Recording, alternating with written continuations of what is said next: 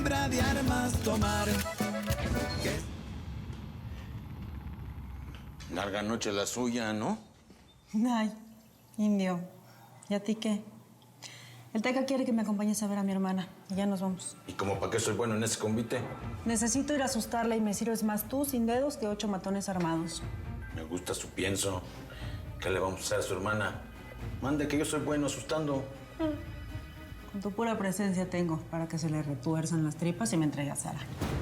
¿Y usted piensa que su hermana nomás de verme va a entregar? Permítame que me ría, señor.